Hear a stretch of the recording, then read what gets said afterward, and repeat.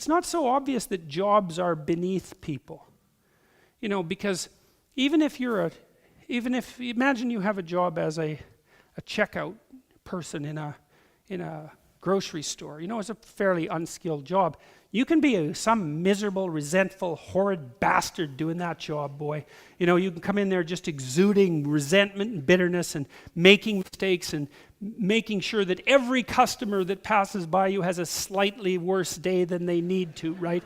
And pilfering time and perhaps pilfering goods and being resentful about the people who gave you the position because they're above you in the dominance hierarchy, and talking, bad things, gossiping behind the back of your coworkers. It's like you can take your menial position, self-described, and turn that into a very nice little slice of hell. That's for sure.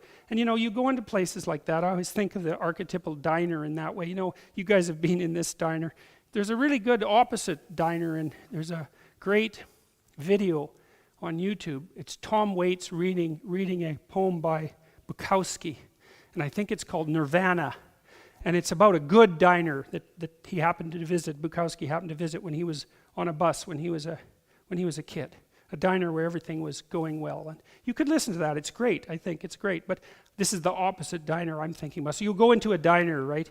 It's 7 o'clock in the morning, and you order some bacon and eggs and some toast, and then you look around in the diner and you think, it was like 1975 when the windows were last washed, and there's this kind of thick coating of who gives a damn grease on the walls, and the floor too has got that sort of stickiness that you really have to work at to develop over years, and the waitress she's not happy to be there, and the guy behind the counter isn't happy that happens to be the waitress that he's working with. And then you walk down the stairs maybe to the washroom, and that's its own little trip.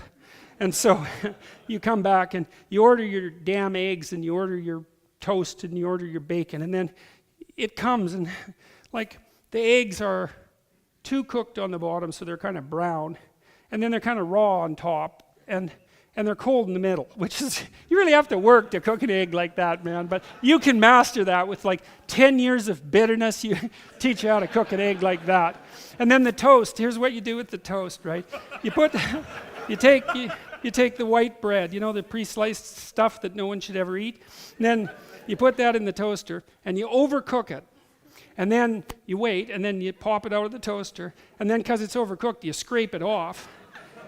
And you knock off the crumbs so it doesn't look too burnt, and then you wait till it's cold, and then you put cold margarine on it, because if you put cold margarine, first of all, not butter, but if you put cold margarine on it, you can also kind of tear holes in it, so that then it has lumps of margarine in it, and it's really dry except where it's too greasy. So that's like its own little work of art, man. And then you put that on the side with the eggs, and then you have the potatoes, and this is how you cook the potatoes properly.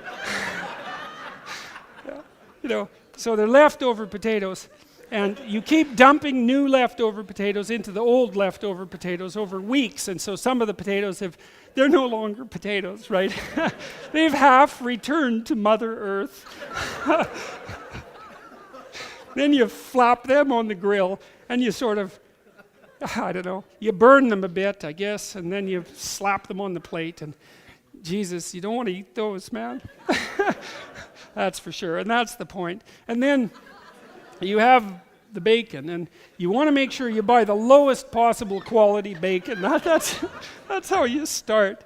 And then you throw it on the grill, and your grill has to be overheated to do this. You have to cook the bacon so that it's raw in places and burnt in other places, and it has that delightful pig-like odor that only really cheap, badly cooked bacon can provide. Or maybe you use those little breakfast sausages that no one in their bloody right mind would let within 15 feet of anything living, And then you serve that, right? And you serve it with the kind of orange juice that is only orange in color. And with coffee that's, what would you say? It was started too early in the morning. That's the first thing. Bad quality coffee started too early in the morning, got cold once or twice and has been reheated. And then you serve that with whitener. It's like Here's your breakfast. It's like, no, man, that's not breakfast. That's hell.